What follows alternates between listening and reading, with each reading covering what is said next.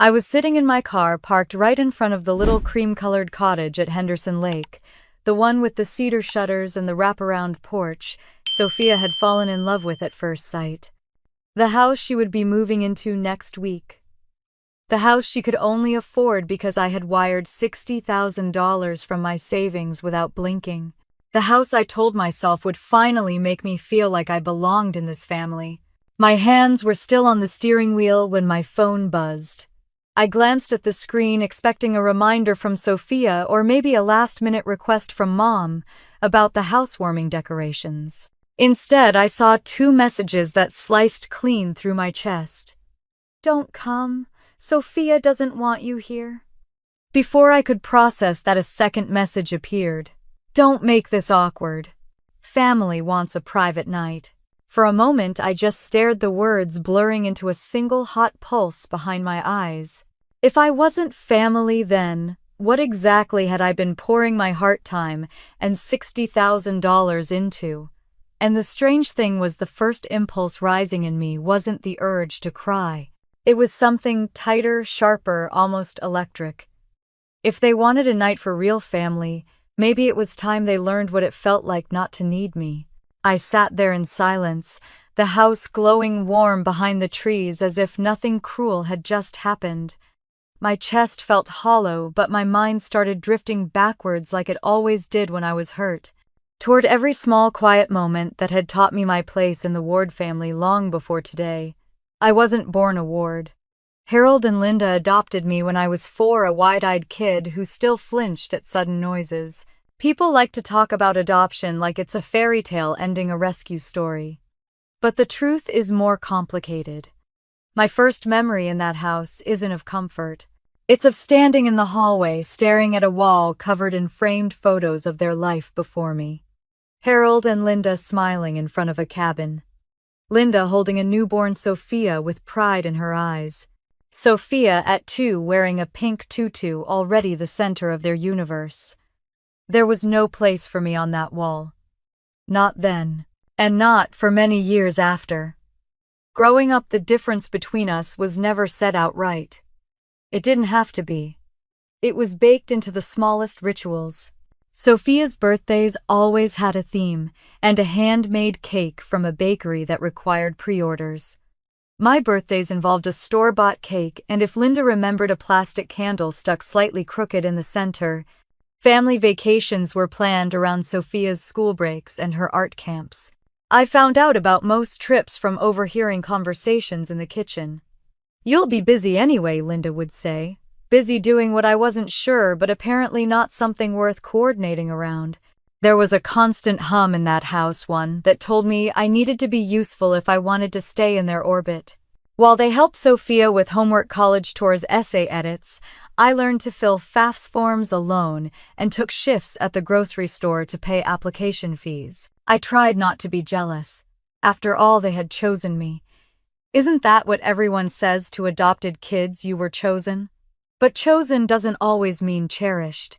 As we grew older, the dynamic only sharpened. Sophia bloomed into a soft, dreamy artist who floated from one idea to the next, always cushioned by Harold's quiet pride and Linda's glorifying admiration. I became the steady one, the responsible one, the dependable one who showed up, paid bills on time, and carried the emotional load Linda never saw. Sophia once laughed and said, "You're basically our family's safety net." She meant it as praise, but it felt like a label. There were moments of closeness scattered like little scraps. Nights when Sophia would curl onto my couch crying over a breakup. Days when she asked for my advice about her job or the classes she should take. I fed off those moments. I treasured them. And each time I helped her, I hoped maybe she would see me as her sister, not just the backup adult in her life. That hope is how the whole house situation began in the first place. 3 months ago, Sophia had shown me a listing with bright eyes and an excitement I rarely saw in her. A cozy lakeside cottage with a small attic, perfect for a painting studio. She told me she could picture her whole future there, and I was weak enough to want to be part of that picture. When Linda gently hinted that Sophia didn't qualify for the mortgage alone, and Harold asked if I could advise, I didn't think twice when I realized the only way Sophia could get the house was if someone added tens of thousands to the down payment I stepped in before anyone else could breathe. "I'll do it," I said. Sophia cried and hugged me. Linda smiled a tight, satisfied smile that I didn't recognize then but absolutely understand now. So yes. When I parked outside that cottage tonight, I didn't think of myself as an outsider. I thought I was someone who had finally earned her way in. The cruel truth had always been there, though. It echoed in the way Linda insisted on choosing the color palettes for the walls even though I paid the painter. In the way she redirected contractors away from me even though I signed half their checks. In the way Sophia stopped looping me into design decisions the moment Linda stepped into the room. It all pointed in the same direction. I was their provider, not their daughter. Sitting in that car, I scrolled back to the messages. 2 simple sentences that cracked 32 years of denial. "Don't come. Sophia doesn't want you here. Family wants privacy." The word family stung more than the rejection itself. For a moment, I let the pain wash over me, a deep old ache that came from the same place as every unanswered question from my childhood. But then, something inside me shifted, hardened. If they wanted me gone so badly, then maybe I should stop trying to deserve the spot they never intended to give me. I wiped my cheeks with the back of my hand, turned off the engine, and stared at the cottage one last time. "Fine," I whispered to myself. "If this is what real family means to them, let's see what happens when they don't have me to lean on." I didn't know exactly what I was going to do, but I knew one thing with absolute clarity. Tonight would be the last night they ever made me feel like this. I woke the next morning with a heaviness clinging to my chest, the kind that made it hard to tell where last night's pain ended and today's breath began. The sunlight leaking through the blinds felt too bright, almost intrusive, as if it had no idea what kind of messages I'd read sitting alone in my car outside the cottage. For a few quiet seconds, I let myself pretend none of it had happened, that the family I'd spent my whole life chasing hadn't shoved me away the moment the house was finally ready. But the truth returned quickly, sharper in the daylight. My phone buzzed on the nightstand. I reached for it automatically, half expecting another cold, clipped message from Linda. But instead, it was Sophia, her name, blinking across the screen, her profile picture, the one where she was laughing in the middle of a wildflower field, glowing softly. Missed call. Then another. I stared at her name, unsure if I had the emotional strength to hear whatever excuse she or Mom using her phone was going to give. I didn't pick up. Not yet. I needed space, air, anything that wasn't the Ward family's constant gravitational pull. I dragged myself out of bed and brewed coffee, standing barefoot in my quiet apartment.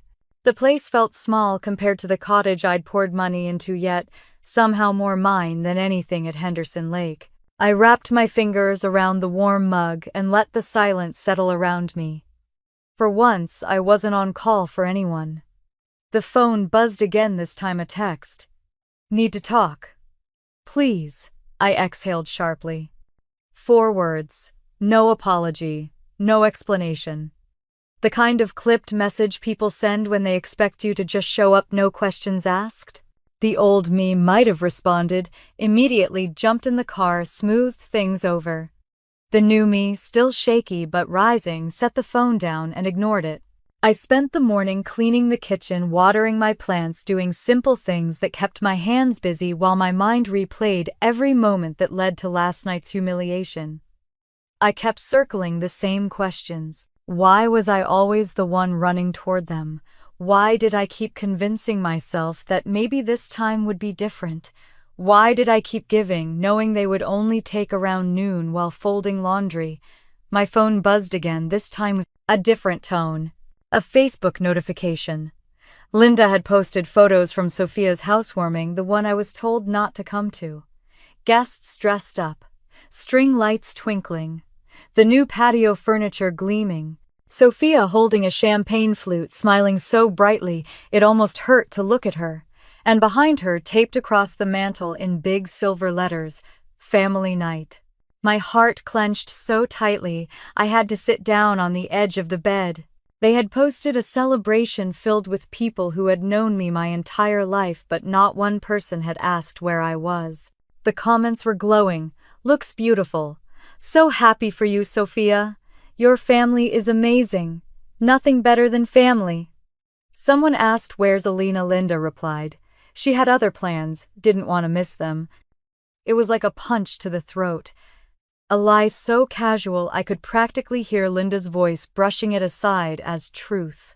I swallowed hard, a wave of heat rising behind my eyes. I locked my phone and threw it onto the pillow beside me. I didn't cry, not yet. Anger came first this time, a slow, simmering burn that felt strangely energizing. I folded the rest of my laundry with mechanical precision, each movement grounding me in the present. I didn't owe them anything. By mid-afternoon, Sophia tried again. "Can we meet? Just talk." I ignored it. A second message followed. "Mom said you were upset. I want to understand." The boldness of that text almost made me laugh. Upset. As if this were a small misunderstanding. As if I hadn't been banned from a party I paid for from a house I helped buy. My phone rang again, an hour later, Harold's name on the screen this time. My chest tightened. Harold rarely called me unless something big was happening, but even his name didn't make me answer. Not yet. I needed clarity before letting any of them back into my head. Instead, I drove. I didn't know where I was going until I was already halfway there. Henderson Lake always had a way of pulling me in, even when I tried to resist. I parked near the walking trail overlooking the water. Spring air brushed softly against my skin, bringing with it the smell of pine and damp earth.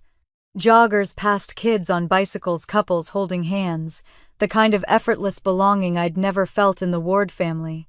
I walked slowly toward a bench beneath an old oak tree, the same spot where Sophia had once painted a watercolor of the lake and given it to me for my 28th birthday. The memory made my chest ache. I'd hung that painting in my hallway for years, a reminder that she did love me at least sometimes, that maybe I wasn't imagining it. I sat down, letting the view fill my senses. The lake shimmered with streaks of gold as the sun began drifting lower. I closed my eyes and inhaled deeply, letting the quiet settle into the spaces Linda's words had torn open the night before. Part of me wished I could erase the messages, pretend they were sent in anger or miscommunicated or anything that could be undone. But truth doesn't unhappen. It only reveals what was always there. I wasn't family. I was a resource, a safety net, an accessory. The realization wasn't new, it was simply undeniable now. As the sun dipped lower, my phone buzzed again. This time I checked it. A voicemail. From Harold. I hesitated, thumb hovering. My heart thudded louder, not knowing whether hearing his voice would comfort me or break me again. I didn't play it. Not yet. Instead, I started walking again, circling the lake path. The air cooled, brushing against my cheeks like a quiet reassurance. My steps grew steadier, my breath deeper. I felt clearer. Not okay, but more grounded than I'd been in months. For the first time, I imagined a version of my life where I didn't need the Ward family's approval. A life where giving didn't mean being drained. A life where my worth didn't revolve around maintaining a place someone had never intended to let me truly occupy.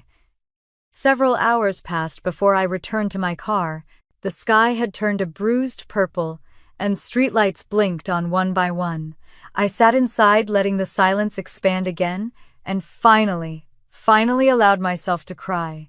Not the quiet, careful tears I used to cry when I didn't want anyone to think I was being dramatic. Not the single tear running down my cheek like in a movie. Real tears. Full-bodied, unstoppable. Tears for the little girl who stood in front of that family photo wall, wishing her face were somewhere among those frames. Tears for every birthday overshadowed. Tears for every time I told myself it's fine when it wasn't. Tears for the woman who gave $60,000 hoping to buy her way into belonging. And tears for the moment I finally understood I didn't have to. When my sobs slowed, I wiped my face with shaking hands and pulled the visor mirror down. My eyes were swollen, my nose red. But something else was there too, a steadiness I hadn't expected. My phone buzzed one more time. I glanced at the screen. Harold again. Voicemail still waiting. Sophia's texts stacked beneath it like unanswered chapters. I didn't press play. Not yet. I turned the key in the ignition and let the hum of the engine wrap around me like a cocoon. Tonight I wasn't theirs to call to summon, to explain away, to blame. Tonight I was just Elena, just one woman sitting alone in her car, breathing through the first steps of reclaiming her own life. And tomorrow I would decide which voices I was finally ready to hear. The days leading up to the inspection felt like walking through a dream I couldn't wake from, beautiful on the surface, but with a strange undercurrent running beneath everything. I kept telling myself it was nerves or excitement, or just the weight of responsibility settling in my shoulders. But every time Mom's voice cut across a conversation, or Sophia deferred to her with that familiar lightning-quick glance, something inside me tightened. On Tuesday morning, I was already awake when my alarm buzzed. I'd spent the night tossing under my blanket, replaying dozens of moments over the last few weeks, contracts, paint samples, shopping lists, trying to convince myself I was imagining the shift, that nothing was wrong. By the time I pulled into Mom and Dad's driveway, they were already waiting. Sophia stood on the porch wearing a soft ivory cardigan and a pair of jeans she called her house hunting uniform, while Mom paced, phone glued to her ear. "There you are, Mom," said briskly, barely glancing up. "We were just talking about the inspection schedule." I climbed out of my car. I thought it was at 10. It was, she said, but they moved it up. "We'll go early." I glanced at Sophia, who gave me a small shrug. Mom said it'd be easier. I decided not to push. Not yet. We drove separately, Mom and Sophia together, me behind them. It was a short drive, but I spent the whole time trying to unravel the knot in my chest. Was it jealousy, fear? Or was it something else? Something that had been whispering to me since the moment we signed papers at the title office. When we reached the cottage, the inspector was already there, clipboard in hand. He smiled politely, then turned to Sophia. "Congratulations," he said warmly. "You must be the new homeowner." Sophia beamed. Mom stepped in smoothly. "Well, technically it's under both girls for now, but this is really Sophia's space. Elena is just helping. Just helping. Again." The inspector nodded politely, but his eyes flicked toward me, a man who understood more than he said. He started outside, guiding us around the house, checking siding, gutters, the roofline. Mom walked ahead with him, peppering him with questions, while Sophia snapped pictures for social media. I stayed behind, tracing my fingers along the railing I had chosen from the contractor's catalog, remembering how excited I'd been picking it out. Now it felt like touching something that never belonged to me.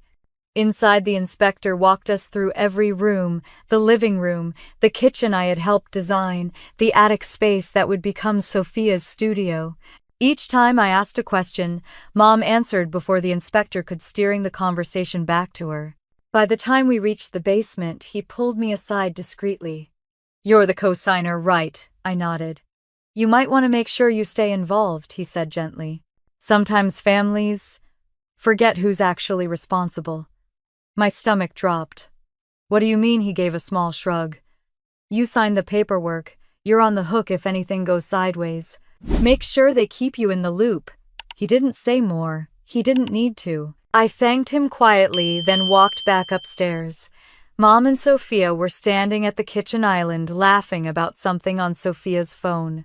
They barely noticed me return. "You okay, hon, Mom?" asked absently, not waiting for the answer before turning back to Sophia. I stood there for a moment, feeling like I'd been erased from a picture I helped frame. After the inspection, we spent an hour walking the property, discussing updates, scheduling contractors. Or rather, Mom scheduled them. Sophia nodded along. I hovered at the edge of conversations, offering input when I could, though most of it was dismissed with an airy, "We'll think about it." We ended outside near the porch stairs. "About the housewarming," Mom said, suddenly turning to me. "We're thinking maybe something simple." I smiled. "Okay. Do you need help with planning?" She hesitated just long enough for me to feel it. "We'll let you know." Sophia chimed in. Mom's got a vision, as if it explained everything. I forced a breath. Whatever you two want. Just tell me what you need. Mom nodded. Of course. But her smile didn't reach her eyes. Sophia hugged me before I left. I'm so excited, she whispered. This feels real now. I'm happy for you, I said truthfully. And I was, even through the ache. But as I drove away, watching the cottage shrink in my rearview mirror, the knot in my chest returned with full force. It wasn't the money. It wasn't the effort. It wasn't the house. It was the slow creeping realization that I was being moved to the margins of a story I had helped build. That night I sat on my living room couch, replaying the day over and over again. The inspector's warning, Mom's tone, Sophia's dependence on Mom for every decision, the way they talked about the house as if my part in it was an inconvenience. The feeling grew, arms wrapping around my ribs. Something isn't right. And then, like a cruel flash of memory, I remembered something from the title office. A moment I'd pushed aside because I wanted everything to be perfect. When Daniel had explained the cosigner clause, Mom had gone still, her jaw tight. So, she can't be removed without written consent, Mom asked sharply. No, he said. Both parties must agree. Mom's face had changed, tightened, before she plastered on a smile. At the time, I thought she was just overwhelmed. Now I realized she wasn't overwhelmed. She was calculating, putting pieces together behind the scenes, and suddenly the last 2 weeks made sense. Her taking charge of the contractors, her deciding the decor, her pushing me out of conversations, her constant "we'll handle it," her sudden secrecy around what should have been my decisions too. Everything was leading somewhere. Somewhere I wasn't meant to be included. The truth shimmered like something underwater just out of reach. And then it clicked. She was setting the stage. For a housewarming, for a handover, for a life that didn't include me. A life she wanted Sophia to have without my name on the paperwork, without my involvement, without my presence. I sat on my couch, heart pounding, understanding forming in cold, clear lines. The exclusion hadn't begun with the text message I would receive later. It began long before that. The inspection wasn't a formality. It was the first clue, and I had missed it. I leaned back, staring at the ceiling, the weight of the truth settling deep inside me. Mom wasn't just taking control, she was erasing me, and I hadn't even realized I was disappearing. I stood outside Lakeview Title and Escrow, with a folder tucked under my arm, feeling strangely like a teenager about to take a test I hadn't studied for. The spring wind tugged at my hair, while cars hummed past on the main road. Sophia bounced beside me, looking radiant in a cream sweater and new boots she'd bought for the aesthetic. Mom trailed slightly behind us, clutching her purse like she was escorting royalty. Come on, Sophia, chirped, pulling open the glass door. This is the fun part, fun. If I'd known then what this day really meant, I might have turned around and run. Inside, the title office smelled faintly of coffee and printer toner. A receptionist smiled, then looked past me and aimed her greeting directly at Sophia. You must be the buyer, Sophia giggled.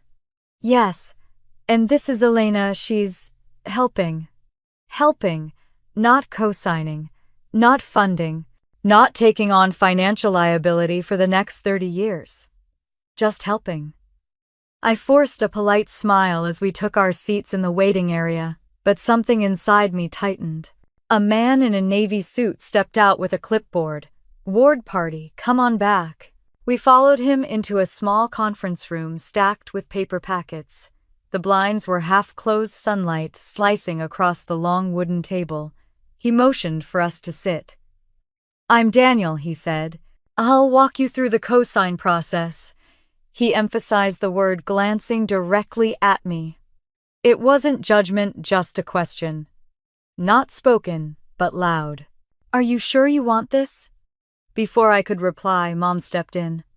Oh, she's very sure. Elena's always been the reliable one. Reliable, their favorite word for me. Their polite way of saying necessary. Daniel passed copies of the mortgage documents across the table. Sophia, your credit score is a bit low, so the loan approval depends heavily on your sister's financial standing. Sophia shrugged like it was nothing new. Elena's great with money. She's basically a financial wizard. Mom laughed in agreement. Exactly. I smiled tightly, though I felt more like the family's emergency generator there, when things failed, silent when things worked. Daniel slid a new set of papers toward me. As co-signer, your name will be on the county records. That means if payments are missed, the responsibility legally shifts to you. And any ownership adjustments must involve your signature. Mom's smile flickered for half a second before she recovered. Well, we don't need to get into all of that. This is Sophia's house. Yes, Daniel said slowly. But her sister will be on the documents. She's financial owner of record. That sentence seemed to irritate Mom, though she kept her tone smooth. Legally, maybe, but emotionally, this is Sophia's dream. Sophia squeezed my arm. Let's just sign, okay? I want to pick paint colors after this. I signed 7 times, then more. Every signature felt like tying a string around my wrist. Not a painful one, just one I didn't realize someone else held the other end of. Linda leaned back in her chair, relaxed, now that the hard part was over. It really is generous of you, Elena. Not everyone would take on this kind of responsibility. Translation. You better follow through. When the initial documents were done, Daniel excused himself to run copies. The room fell quiet. Sophia leaned forward, practically vibrating with excitement. Can you imagine the attic is going to be my studio? And the patio, I already have a vision, just wait until you see the outdoor lights tonight. Mom chuckled. You should send your father pictures. Sophia paused, then looked at me. Oh, and about the housewarming party, Mom and I were thinking something classy but chill. Something in her tone felt rehearsed, but I brushed it off, telling myself not to overthink. After all, things were finally going well. Right. The next stop was the house itself for the pre-move inspection. I rode in my own car, following behind Mom and Sophia. They pulled into the driveway 20 minutes late, but neither apologized. The inspector, a middle-aged man with a kind face, walked us through the property. Every time he asked a question meant for the buyers, Sophia answered and Mom elaborated. When he glanced at me, Mom chimed in Elena's just along for moral support. The words hit harder than intended. Just along. When he showed us the basement, he pulled me aside quietly. You're the co-signer, right? Yes. You might want to keep an eye on what gets added or changed after move-in. Sometimes families treat co-signers like invisible insurance. His eyes held mine a second longer than comfortable. I swallowed hard. Thank you. I appreciate the warning. Back upstairs, Mom and Sophia were laughing about something on Sophia's phone. They didn't notice I'd been gone. Or maybe they did and it didn't matter. As we approached the kitchen island, Daniel called with a question about a clause Sophia asked him earlier. Something about transfer of ownership options. Mom walked outside to take the call privately. Sophia leaned over the counter and whispered, Mom just likes things done a certain way. Don't worry about it. But I did worry, because something felt off. A while later, the keys were placed into Sophia's hand for celebratory photos. The title company rep tried ushering me into one, but Mom gently moved between us. Let the homeowner have her moment. Elena's done plenty already. Plenty. But never enough to belong. Once the formalities wrapped up, Sophia hugged me tightly. I love you, she said into my shoulder. This house wouldn't exist without you. I held her back, letting myself believe her. For a moment I convinced myself the odd behavior was just excitement, nerves, chaos. But then the inspector, who must have walked behind us, spoke softly. Make sure you keep all your copies, miss. All of them. And if something doesn't feel right later, trust your instincts. I thanked him again. On the drive home, I replayed every moment of the day. Daniel's raised eyebrow. Mom's subtle redirections. Sophia's cheerful obliviousness. the inspector's warnings. Still, I told myself it was fine. I told myself I was family. I told myself I had finally earned my place. I didn't know it then, but this day, the day I signed everything, wasn't the beginning of something beautiful. It was the beginning of the unraveling. Years of quiet favoritism, backhanded comments, and emotional distance were about to surface in a single moment. And it would come in the form of a message I could never have imagined. I spent the next few days convincing myself that the uneasiness from the signing appointment would fade, that I was overthinking the small things, that Mom and Sophia were just riding the high of the new house, and any odd behavior would settle once move-in day came. But the feeling didn't fade. If anything, it thickened every time my phone buzzed with another message from family group chats I wasn't fully part of. We had created a new chat, Sophia's Big Day, because Mom insisted the old family thread was too cluttered. And from the moment the chat was created, I noticed something strange. Messages moved fast. Decorations, menu ideas, guest lists. But somehow, despite being one of the 3 people paying for the entire event, I felt like a guest peeking through a window rather than a participant. I kept scrolling, trying to keep up. Mom and Sophia were sharing links to table runners and balloon arches, and I added a few of my own suggestions, soft champagne tones, some cozy lanterns. No one responded. The chat simply kept going, as if my messages dissolved before reaching them. By Wednesday, I realized they had redesigned the entire aesthetic without including me. I messaged Sophia privately. "Did you want to stick with neutrals? Or are we doing the sage green theme you mentioned earlier?" She replied 2 hours later. "Oh yeah, sorry. Mom found a new theme. It's more elevated. Not my choices." I swallowed my disappointment. "Don't take it personally," I whispered to myself. It's her house. On Thursday morning, I stopped by a boutique shop and picked out a housewarming gift. I'd spent 3 days debating a beautiful set of canvas prints with soft lake tones I knew would match Sophia's studio space. They were expensive, but they felt personal and meaningful. While the cashier wrapped them, I imagined Sophia's reaction. I imagined maybe, just maybe, this would be the thing that made her look at me and say with certainty, "You're my sister." That fantasy shattered the moment I showed the gift to her later that afternoon. Sophia stared at it a few seconds too long. Her smile flickered. "It's nice," she finally said, "but I'm not sure it fits my aesthetic anymore." My chest tightened. "You can exchange it if you want." No, I'll keep it," she said. "Just maybe not for the housewarming." Mom said everything should be cohesive. Cohesive, as in Elena's choices don't belong. I nodded like it didn't hurt. The next day, contractors needed access to make last-minute adjustments.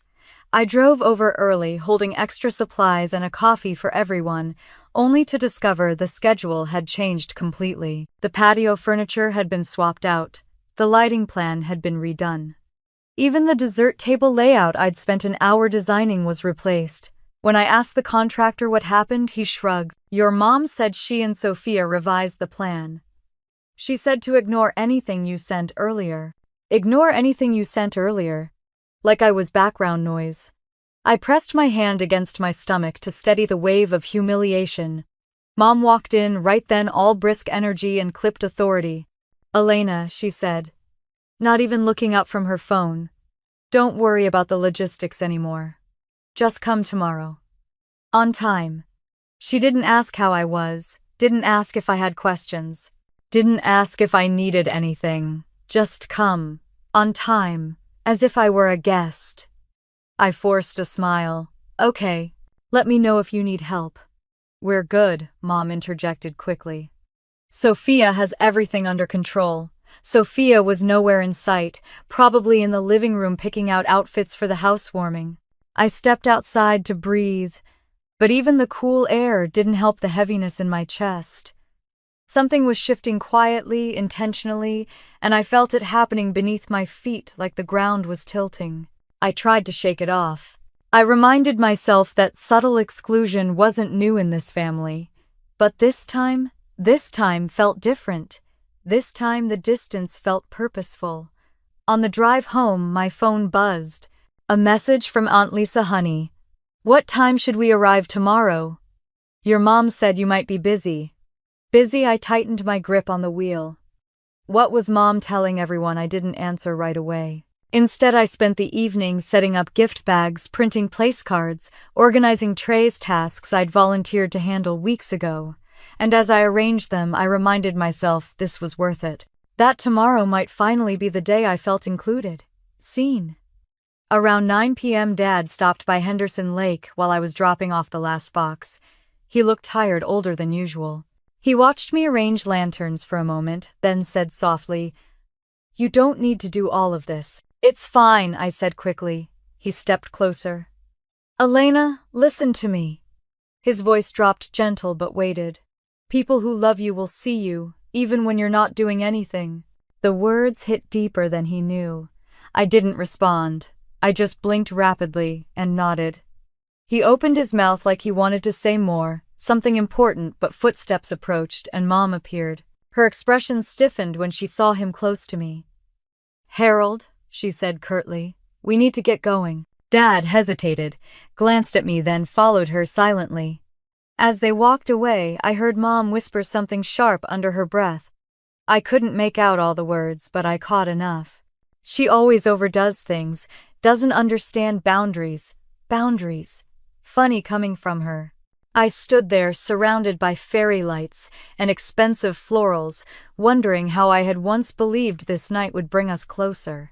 On the morning of the housewarming, I chose my dress carefully, a soft blue one that made me feel elegant but not flashy. I curled my hair, put on subtle makeup, packed the gift I'd bought, and added a small card I'd written the night before. "Sophia, I'm proud of you. Your home is beautiful, just like the life you're building.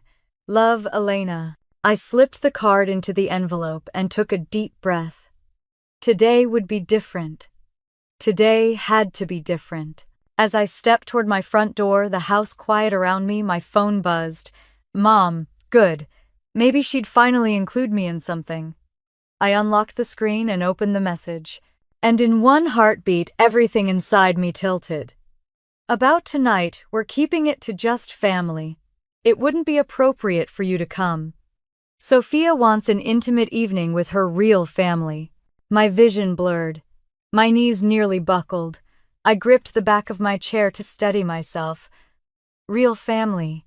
The words carved straight through my ribs. I stared at the message, reading it again and again, waiting for it to transform into something less cruel. But it didn't. Mom had not only excluded me, she had claimed Sophia didn't want me there. She had erased me from the night I funded the home I'd helped create, the family I'd spent my entire life trying to belong to. My chest tightened. My throat burned. I typed back, fingers shaking. "I don't understand. Aren't I family too?" 3 dots appeared, then vanished, then appeared again. Then came her reply. "Elena, don't make this awkward.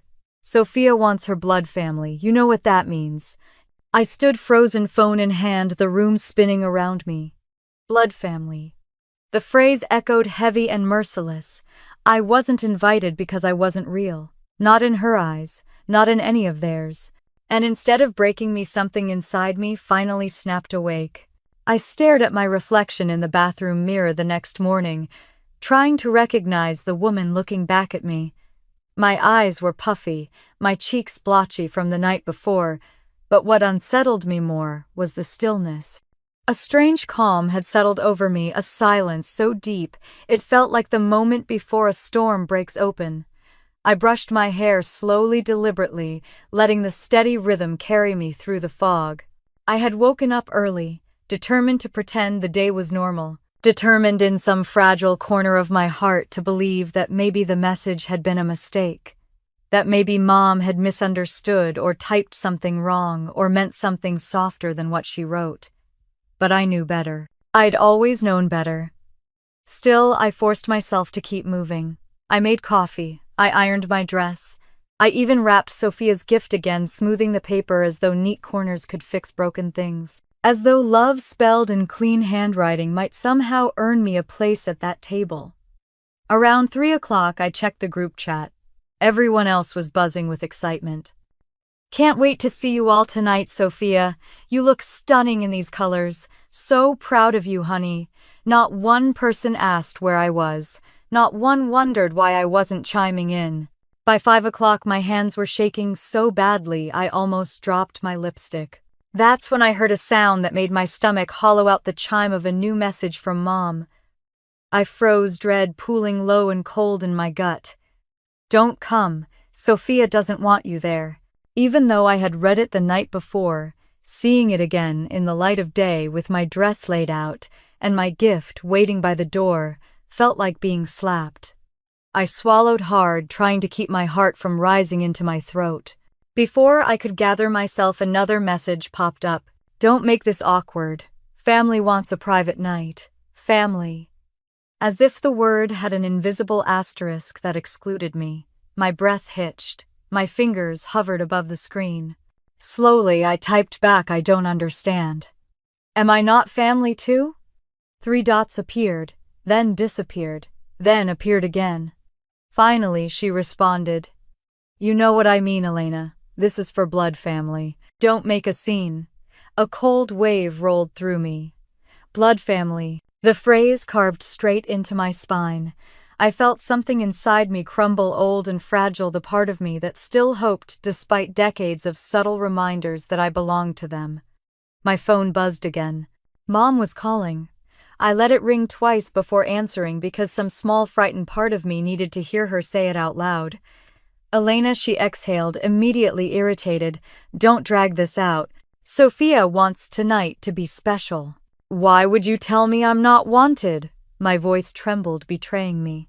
After everything I've done? Oh, don't start, she snapped. You always make things about yourself. This isn't your night. I paid for half the event, I whispered. And we thanked you, Linda's voice sharpened. But payment doesn't equal belonging. Tonight is about family memories, childhood stories, things you weren't there for. It would just be uncomfortable. For everyone. Everyone except me. I pressed my hand to my chest, trying to steady the ache spreading like wildfire. So, that's it, I whispered. I'm not family, she sighed in annoyance. You're being dramatic. Of course you're family, just a different kind. A different kind. Not real. Not enough. She kept talking, but I couldn't hear her anymore. The words dissolved into static, cold and sharp, until finally she hung up, leaving me in a silence so heavy it felt suffocating. My legs buckled. I sank onto the couch and stared at my hands, wondering how I had ever believed I belonged. Wondering how I could be so painfully foolish at 32 years old. Wondering why the child inside me kept reaching for a mother who had never reached back. My eyes burned, but no tears came, not yet.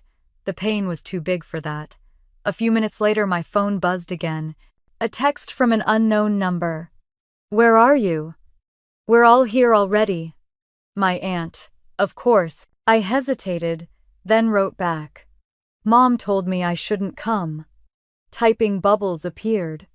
What? Why would she say that? Sophia asked where you were. My heart jolted. Sophia asked where I was. A second message came before I could respond. Linda told everyone you had other plans. Other plans. Like I had chosen to ignore my sister's milestone. Humiliation twisted inside me so fiercely I had to close my eyes. The tears finally broke through. I cried quietly, rocking slightly, as though holding myself together physically might keep me from falling apart entirely. Every memory, every dismissal, every subtle shrug, every moment of invisibility flooded through me like a dam bursting. I cried for the little girl who never appeared in family photos, for the teenager who packed her own lunches while Mom braided Sophia's hair, for the adult who paid and paid and paid thinking generosity might buy love. I cried until my body was empty. And in that emptiness, something else rose. Not acceptance, not forgiveness. Something harder, sharper, clarity. A clarity that whispered, if they don't want you, stop showing up, stop begging. Stop trying to buy entry into a house that never had a chair with your name on it. The thought startled me. It felt dangerous and liberating. Just then, my phone buzzed again, this time from Dad. "Elena, call me. We need to talk." I almost ignored it, almost tossed the phone aside. But something about the message, its simplicity, its urgency, made me pause. I didn't call. Not yet. Instead, I wiped my face, stood up slowly, and walked to the front window. From my apartment balcony, I could see the faint glow of Henderson Lake in the distance, soft and quiet under the setting sun. The same lake where Sophia was currently celebrating in the house I helped her buy. A house I wasn't allowed to enter. My pulse steadied as a thought took shape, clear and cold as winter water. If they didn't want me there tonight, maybe they didn't deserve what I had given them. A single sentence formed in my mind, strong enough to pull me upright. If they want a night for their real family, then they can live without everything I provided to get them there. I grabbed my phone, my jaw set, my heart finally hardening in self-defense. Tonight wasn't the end of something, it was the beginning, and by the time the sun rose again, the Ward family would feel the first tremor of the choice they made when they told me I wasn't one of them. I took a breath, steady and sure, and whispered to no one, "Fine. If they want life without me, they're going to get it." I sat in my car long after the engine cooled, watching the shadows stretch across the parking lot as evening fell. My hands were still trembling from the phone call with Mom, but underneath the shaking, something steadier had begun to bloom. A kind of quiet, razor-sharp resolve I didn't recognize in myself at first. It felt foreign and familiar at the same time, like discovering a voice I'd buried years ago. I pulled my phone from my bag, placed it face down on the passenger seat, and stared out the windshield. Not one part of me wanted to return to that cottage tonight, not after being told I wasn't family and that I should stay away. The Elena they were used to would have cried, begged for an explanation, shown up at the door, hoping someone would open it for her. But that version of me died the moment Mom typed blood family. The silence in the car felt electric, surprising, comforting. It was the first time in a long time I didn't feel guilty for choosing myself. I stepped out of the car and walked up the stairs to my apartment. The air was cool, the kind that carried the scent of pine and wet pavement after a long day. I didn't bother turning on the overhead lights. Instead, I clicked on the small lamp by the bookshelf, casting a warm glow across the room. My home felt different tonight, smaller but heavier with meaning. This was the space I paid for, the space where no one told me I didn't belong. I set down my keys, took a long breath, and opened my laptop. My hands still shook faintly as I typed in my banking login. The familiar interface popped up, and for the first time since transferring that initial $60,000, I didn't feel pride or generosity. I felt clarity. The mortgage autopay I'd set up because Sophia had forgotten the login twice in 1 week sat at the top of the list. I clicked Cancel Future Payments. A pop-up window asked if I was sure. "Yes," I whispered. Then clicked Confirm. Next were the utilities. I had set up the initial bills under my name because Linda insisted the system was too confusing for Sophia, even though Sophia was 26 years old and perfectly capable of navigating an online form. Cancel, cancel, cancel. The homeowner's insurance I had arranged, another thing Mom had conveniently assigned to me, was next. I clicked the request form to remove my card from the account. A strange quiet fell over the room as each confirmation email hit my inbox. No thunder, no dramatic music, just the sound of a woman cutting the last strings she had tied to her own hands. This was the part no one in that family had ever imagined I was capable of stepping away, of saying no, of not being their safety net. I closed the banking tabs and opened the county property portal. My stomach tightened when I saw the familiar header, Henderson Lake Title Access. My name was listed as primary signatory on half the documents, and for weeks Mom had been trying with increasing urgency to get me to remove myself from those records. Not anymore. I clicked Modify Access. Sophia Ward. Remove Linda Ward. Remove property contact email. Changed to mine, a notification flashed. Your request has been submitted for approval. For a moment I sat back in my chair, staring at the screen as if it might ask for permission again. But it didn't. The request was already in motion. My phone buzzed on the desk. Mom calling. I didn't pick up. Another call, this time from an unfamiliar local number. I let it go to voicemail. A text came through next. Elena, answer your phone right now. Something's wrong with the mortgage. I smiled, not cruelly, but with a strange, tired relief. Something wasn't wrong. Something was finally right. More texts poured in. The water company said the transfer didn't go through. Why are we getting error messages? Sophia can't log into the HOA portal. Did you change something? Answer us now. The desperation in their tone, people who had spent years treating me like a background character, was startling. But instead of feeling satisfaction, I felt something quieter, steadier, almost sad. This was the first time they noticed how much I did for them. Only because I stopped doing it. I ignored the messages and opened my email instead. A new message from the title office had arrived, marked urgent. It read, "We received a request earlier today to remove you from the property records. Because you are a co-signer, we cannot complete the change without your written authorization." A chill traveled down my spine. Earlier today. Before the party.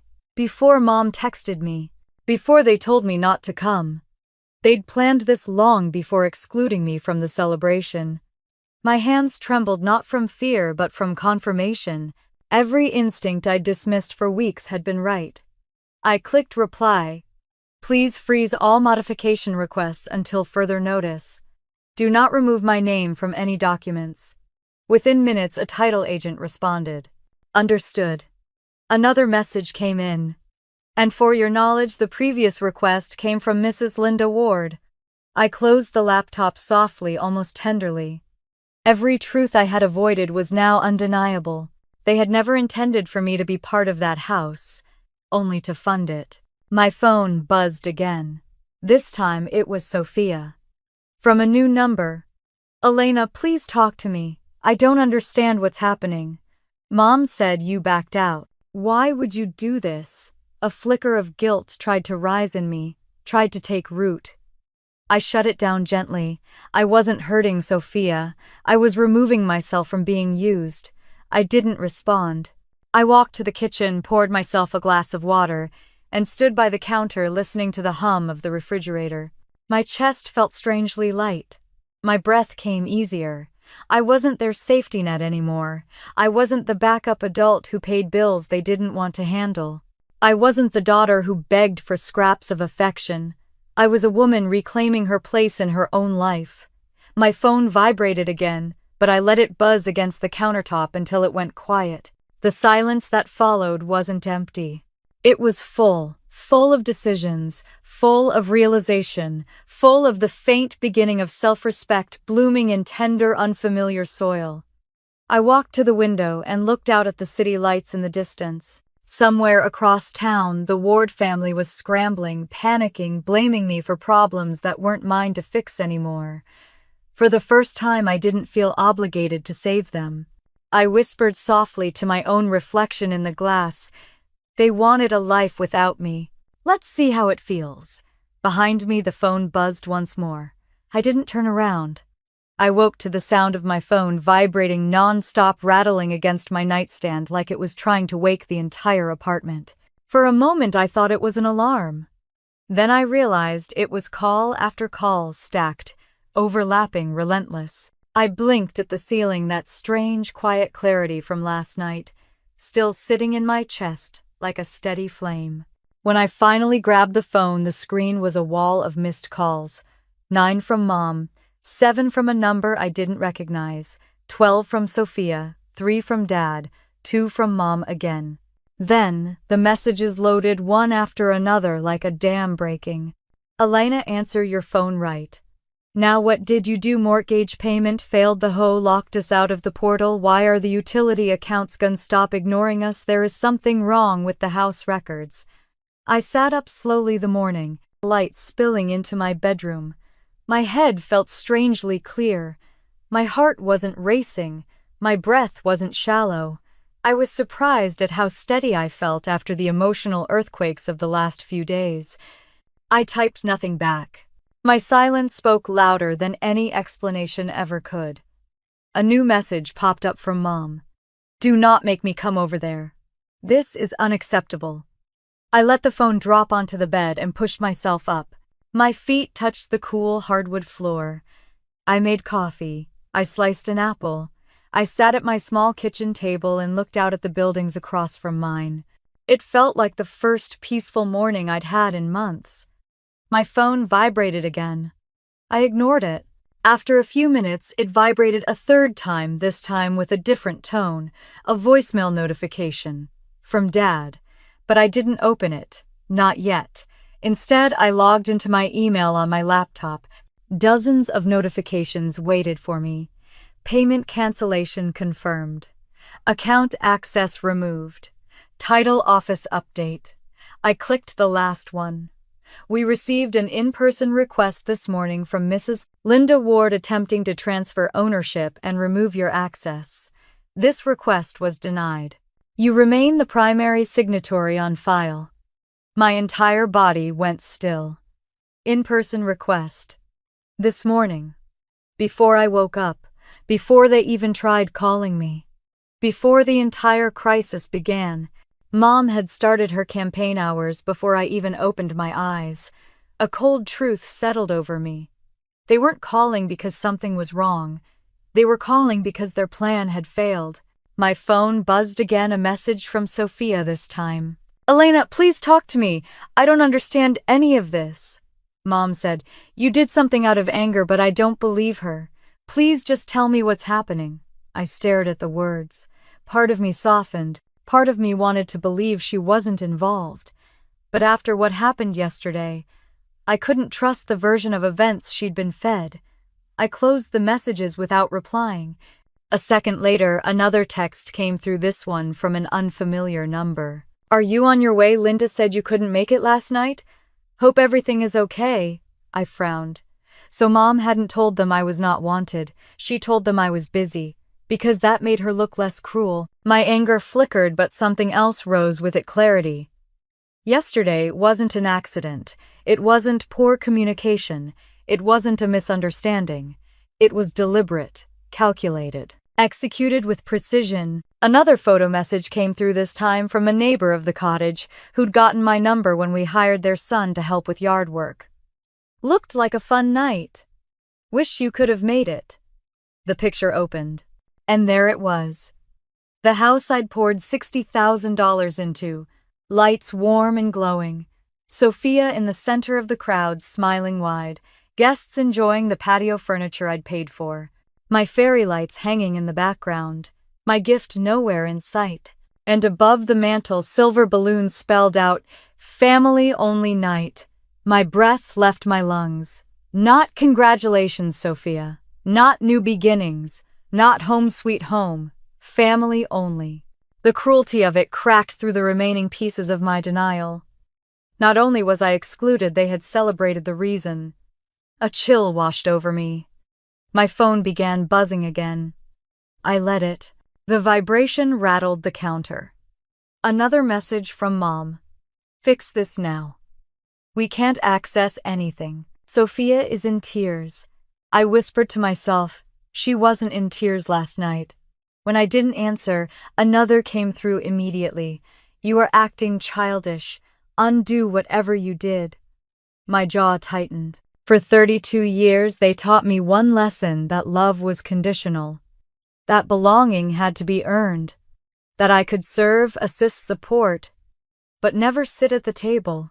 Something inside me hardened. I grabbed my phone and finally opened the voicemail from Dad. His voice came through shaky, urgent, but not angry. "Elena, something happened last night. Something you need to know. It wasn't Sophia who said those things. Please call me back. I'm on your side. I swear I'm on your side." I closed my eyes as his breath hitched through the recording. "She asked where you were. She was confused. And your mother didn't tell her the truth. Please call me when you can. I'm sorry. I'm so sorry. The voicemail ended. For a moment, I just sat there letting the words settle like dust after a collapse. Not Sophia. She didn't say the words. She didn't ask them to keep me away. Mom did. My chest tightened, but it wasn't pain this time. It was something else. A quiet, rising anger that didn't ask for permission anymore. My hands steadied. I stood up, walked to the window, and stared out at the still morning air. The Ward family was unraveling across town, scrambling, blaming, gaslighting, panicking. All because I finally stopped holding them together. I didn't feel guilty. I didn't feel responsible. I felt free. For the first time in my life, I wasn't trying to earn my place. They had made one thing clear. I wasn't part of their real family. Fine. They no longer had access to the version of me who kept paying anyway.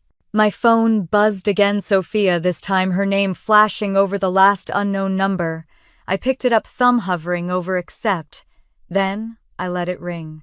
I would answer her. But not now. Not like this. First, I needed to hear Dad's truth. And then I needed to decide who I was willing to let back in when the smoke finally cleared. I played the voicemail twice before I could breathe again. Dad's voice, uneven, shaken, almost frightened, echoed through my apartment long after the message ended. I sat on the couch staring at the wall, the phone still in my hand. Outside, late morning light spilled across the floor, soft and warm, completely out of place for the way my insides felt. When my pulse finally slowed, I hit play one more time, needing to hear the words exactly as he said them. Elena, something happened last night. Something you need to know. It wasn't Sophia who said those things. Please call me back. I'm on your side. I swear I'm on your side. His breath trembled. She asked where you were. She was confused. And your mother? Your mother didn't tell her the truth. Please call me. I'm sorry. I'm so sorry. I closed my eyes and let the silence that followed sink into me like cold water. Not Sophia. Not Sophia. It wasn't Sophia. The truth struck deep like a sudden shift in gravity. All night I'd replayed her name in my mind, imagining her choosing to shut me out of her celebration, imagining her looking right past the empty chair where I should have been. But she hadn't known. She hadn't asked for it. She had been told I was the one who didn't care. A tear rolled down my cheek, slow, hot, confused. I wiped it away quickly, not ready to feel whatever emotion was beneath it. I took a long, steady breath. Then I called Dad. He answered on the first ring. Elena, his voice cracked with so much relief that I had to swallow hard before I could speak. I got your message, I said quietly. What happened? There was a rustling sound, like he'd moved to another room. Thank God, he whispered. I wasn't sure you'd call me. I'm here, I said. Tell me the truth. He exhaled shakily. Your mother lied to you. His voice broke on the word lied. I didn't interrupt. I waited. Dad cleared his throat. Sophia never said she didn't want you there. She never asked for a blood family night. She didn't say a single word about excluding you. My eyes burned. Then why? Because your mother decided it for her. The room tilted slightly. I gripped the phone tighter. Dad, why would she do that? He was quiet a moment. When he spoke, his voice was a mix of shame and exhaustion. Because Linda doesn't want you involved in that house. Because she thinks that helping Sophia financially makes things messy. With the future, with the inheritance. Inheritance. A word that felt like sand in my mouth. Dad continued, voice low. She's been trying to get your name removed from the house records for weeks. I know, I whispered. The title office told me. I should have stopped her, he said, guilt thick in every word. But I didn't realize how far she'd take it. I didn't know she'd tell Sophia you were intentionally avoiding her. She said you were busy. She said you didn't want to make the night about you. Sophia believed her. She even tried calling you, but the signal was bad in the house, and I didn't get any calls, I murmured. I know. She was trying to step outside to call again when Linda... He paused, voice tightening. Your mother told her not to. She said you two had argued. She said you didn't want to come. Sophia went back inside upset, thinking she'd done something wrong. Something inside me cracked open, not the sharp, painful kind. More like a seam tearing on a piece of fabric I'd outgrown long ago. "Why didn't you tell me last night?" I asked. "I tried," he whispered. But Linda kept watching, controlling the room. And Sophia spent half the night crying in the kitchen, thinking she ruined things with you. The whole party was, he stopped himself. "Never mind, that doesn't matter. What matters," I said slowly, "is that everything you're telling me, it wasn't Sophia's choice." "No," he said firmly. "She never wanted you excluded." My throat tightened. I pressed my palm to my eyes. "And you," I whispered, "you knew Mom was doing this?" He didn't answer at first. When he spoke, his voice was heavy with regret. "I knew she favored Sophia. Everyone did. But I didn't realize she was keeping you two apart on purpose. I didn't see it until last night, and when I confronted her, we fought. The whole house heard it." My breath caught. "Because of me. Because of her," he corrected gently. "Because the way she treats you isn't just unfair. It's cruel, and I let it happen. For years. I'm sorry, Elena. I'm so damn sorry." The words I'd waited my whole life to hear landed in my chest like warm weight. Painful, but stabilizing. "I believe you," I said quietly. He exhaled shakily. "Please, talk to Sophia. Let her explain." "Maybe," I said. "But not today." "That's fair," he murmured. "Just don't shut her out forever. She thinks she lost you. Lost me. Funny. I'd spent decades feeling like I never had her to begin with." We said goodbye quietly. When I hung up, I sat in the stillness of my apartment, letting the truth settle around me. Linda had orchestrated everything. She had chosen every lie. She had shaped every narrative. She had spent years ensuring Sophia and I never stood fully on the same side. And I, hungry for belonging, had believed the distance was my fault. That I had done something wrong. That I wasn't lovable enough. That I needed to earn what should have been given freely. The realization was a quiet kind of devastation, but also liberation, because now I finally knew the truth. And once you see the truth, you can't unsee it. My phone buzzed again, this time a new voicemail from Mom. I didn't listen. Another came in, a text from a distant cousin. "Why is everyone so upset? Your mom said you sabotaged Sophia. Is that true?" I didn't respond. Then a picture message, another person from the party. Sophia, standing alone outside the patio, eyes red, looking toward the driveway. Looking for me. I pressed my hand against my chest. A small, painful ache bloomed there, not for last night, but for the years before it. For every moment she'd reached for me while her mother held her back. For every moment I'd convinced myself she didn't care. I closed my eyes and whispered to no one. She never wanted me gone. When I opened my eyes again, the ache had shifted into something steadier. A beginning, not an ending. I opened Dad's voicemail one last time and listened to his final words. "You deserve better than what we've given you, Elena." My breath shook. For the first time in my life, I believed him. And with that belief came something even stronger, a quiet, rising certainty that I was finally ready to face the truth, and the people who had hidden it from me. I drove to the coffee shop with my fingers gripping the steering wheel tighter than I meant to the muscles in my forearms aching from tension I'd slept with and woken up with. The cafe sat halfway between my apartment and my parents' house, a quiet little brick building wrapped in ivy. Dad chose it because they don't play loud music, which was his way of saying he needed privacy. I parked and sat for a moment, breathing deeply, watching the morning sunlight spill across the faded wooden sign above the entrance. I wasn't sure I was ready, but I came anyway. Inside, Dad was already there, sitting at a corner table with 2 cups of coffee waiting. He stood when he saw me, and for a second he looked like the father I remembered from good days, gentle-eyed, trying his best. "Elena," he said, voice soft, almost fragile. I nodded and slid into the seat across from him. He sat slowly like he was afraid any sudden movement would crack the fragile peace between us. "I didn't know if you'd come," he admitted. "Neither did I replied truthfully. He took a breath, steadying himself. "I want to explain everything, and I want you to know that I'm not defending your mother, not today." The bitterness I expected didn't rise.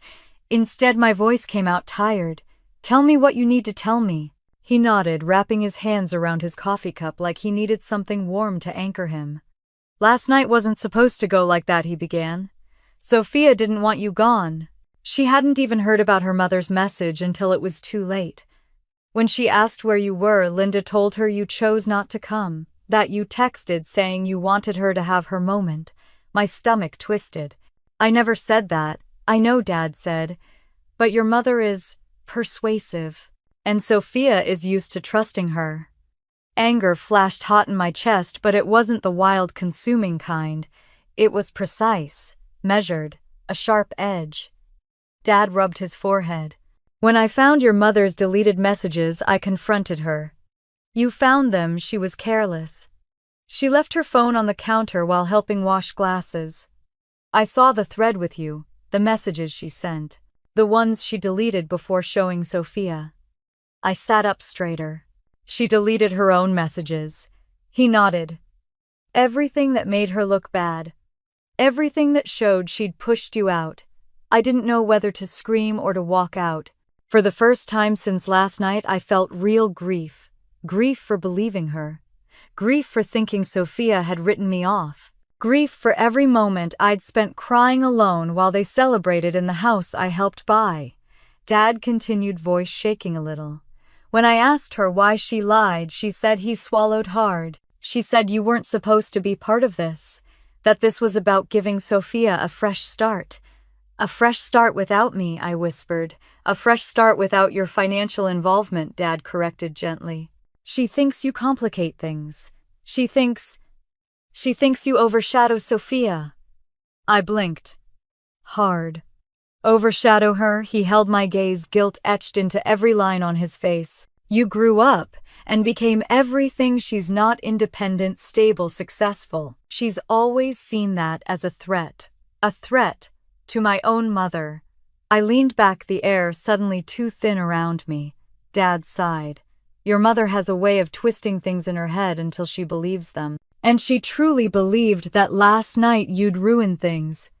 She convinced herself that excluding you was protecting Sophia." I shook my head. "Protecting her from what?" "From feeling inferior," he whispered. "From thinking she needed you." I stared at him. "But she did need me." "Yes," he said. "But your mother hates the idea that Sophia needs anyone more than she needs her." I pressed my fingers to my temples, fighting the urge to laugh, cry, or both at once. He continued, voice softer. "After the party ended, Sophia demanded to know why you never showed up. And when I told her the truth, she broke down. The image hit me like a punch.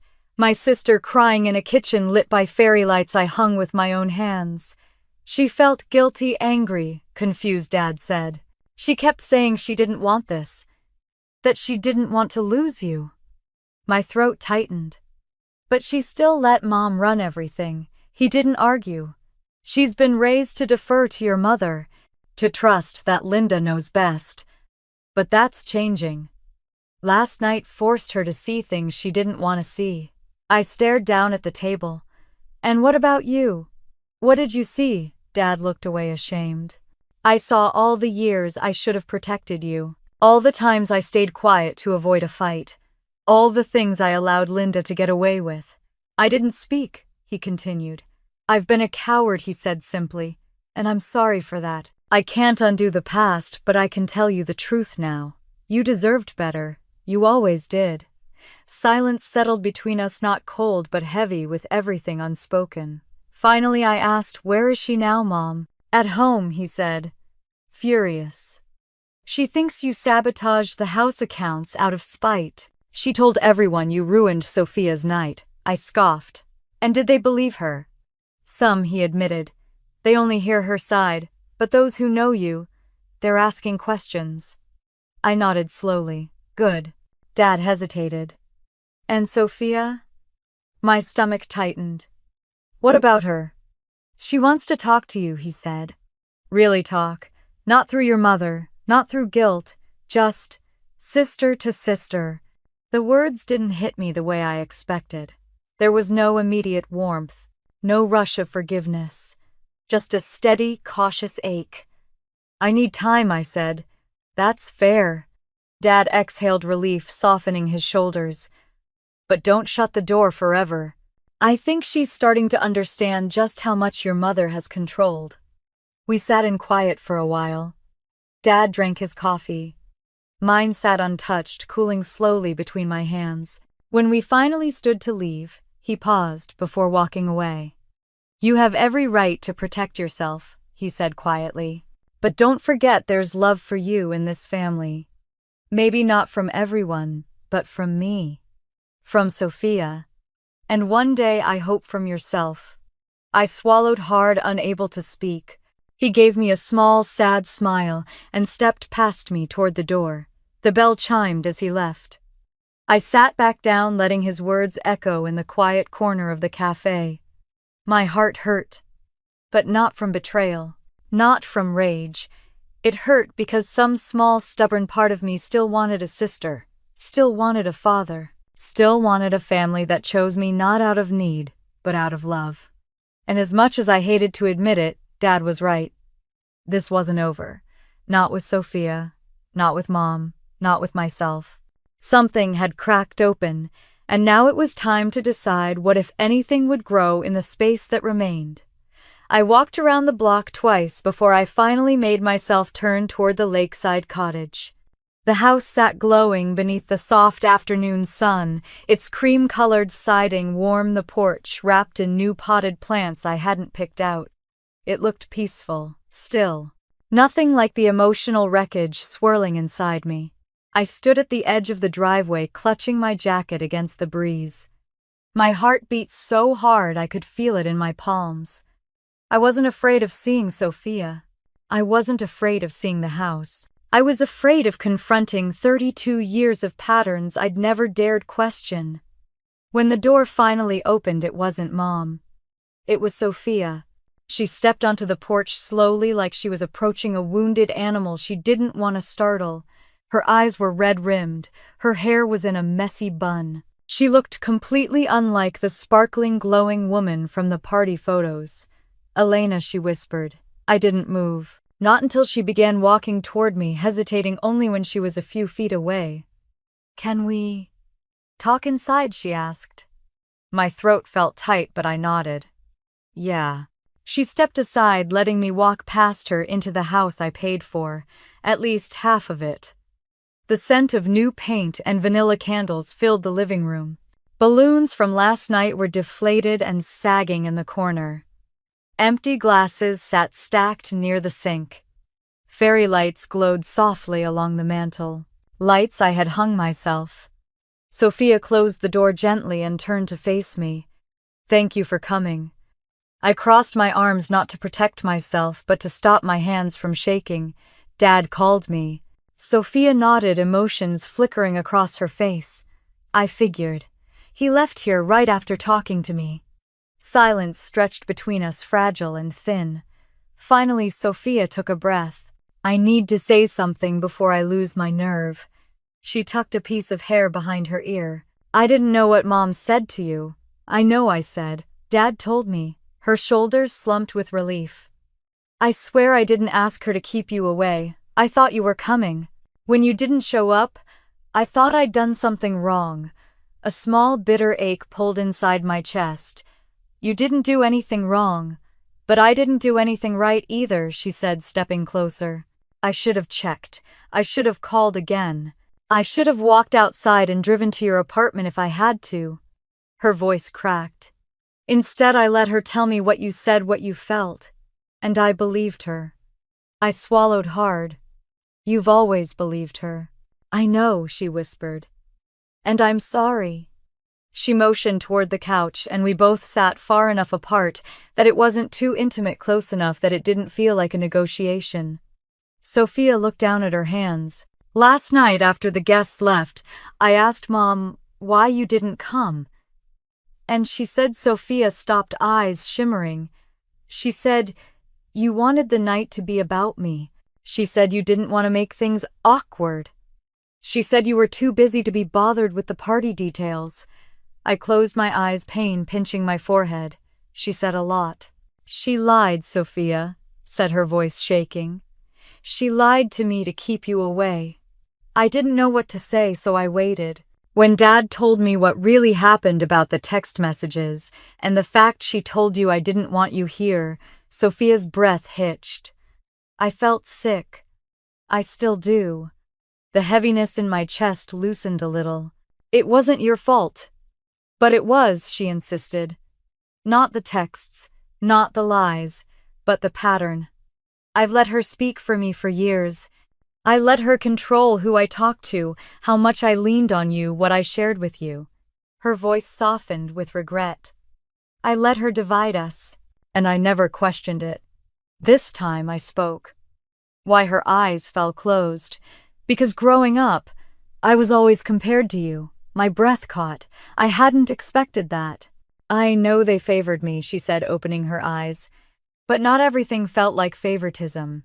Some of it felt like pressure. Like I wasn't good enough unless I followed Mom's script." She gestured around at the house. "Even this." She said I needed a home that matched my future. She said I shouldn't rely on you too much because it would make me weak. I blinked. She said that. Sophia nodded, and I believed her. Because I wanted her approval, and I wanted yours. But I didn't know how to have both. A lump formed in my throat. "Soph, you always had my approval." "But I didn't feel like I deserved it," she whispered. "You went to college on your own. You built your career on your own. You bought your home on your own. Meanwhile, I needed help for everything. I felt like dead weight. Like if I leaned on you, I'd disappear next to you." Mom fed that insecurity every chance she got. We sat in a silence so raw it almost hummed. "Then why let her cut me out?" My voice trembled. "Why let her say I wasn't family?"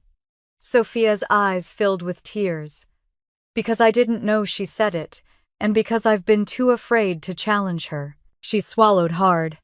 "But I'm not afraid anymore." I studied her, searching for the hesitation I'd always seen in her, but it wasn't there. She was shaking, yes, but steady. "Dad told me what you did," she continued quietly. "About the house accounts, the mortgage, the utilities."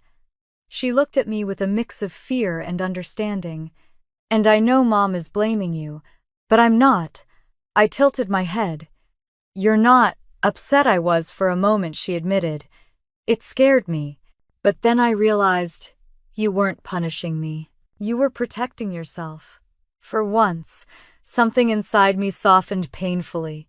Sophia wiped her cheeks, and I needed that wake-up call too.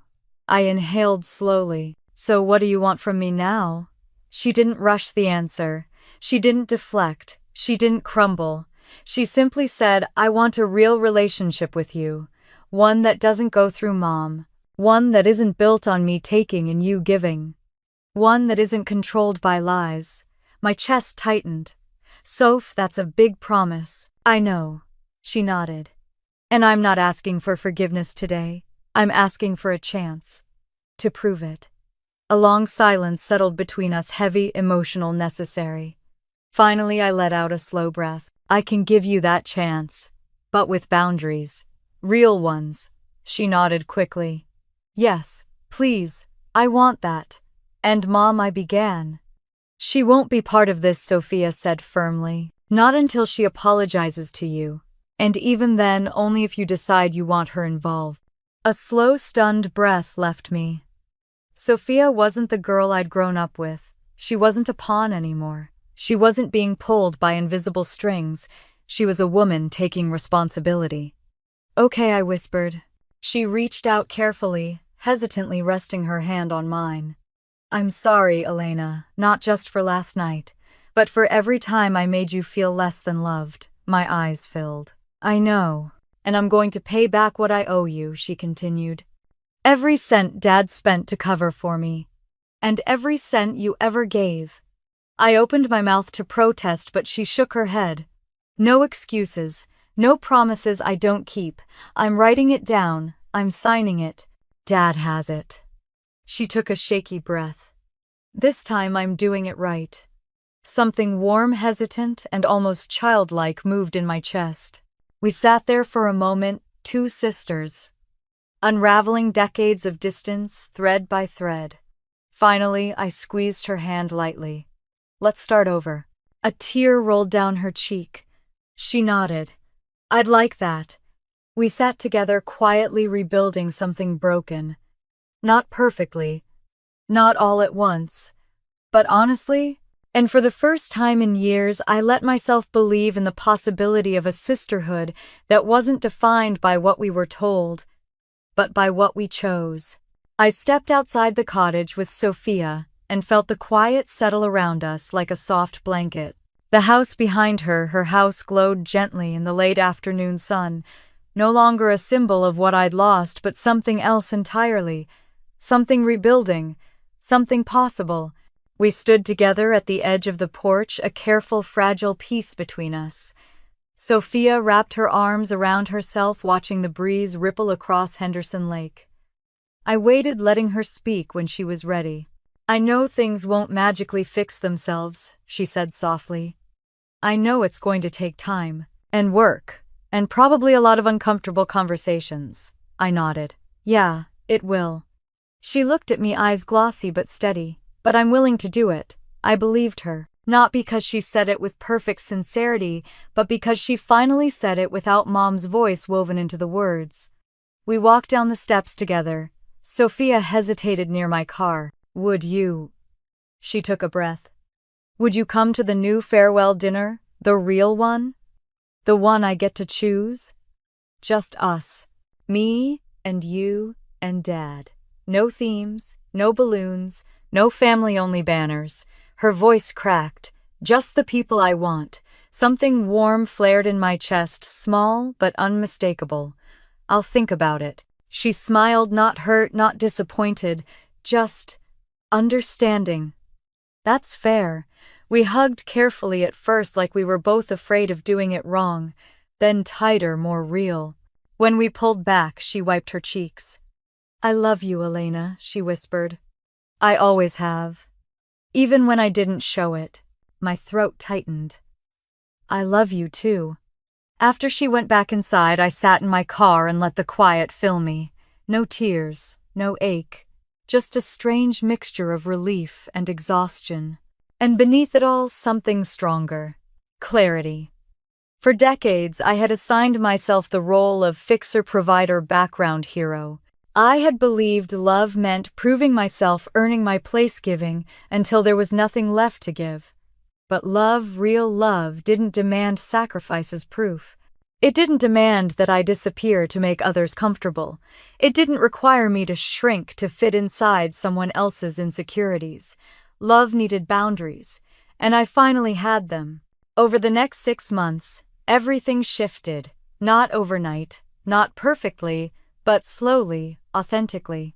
Dad and I met for coffee every other week, sometimes talking about the past, sometimes arguing, sometimes simply existing together in quiet understanding. He apologized more times than I could count, not out of guilt, but out of genuine recognition. And he meant every word. Mom was different. Distance hung between us, a necessary frost. She tried small gestures, an occasional invitation, a polite text, a gift card for a restaurant she thought I liked but didn't.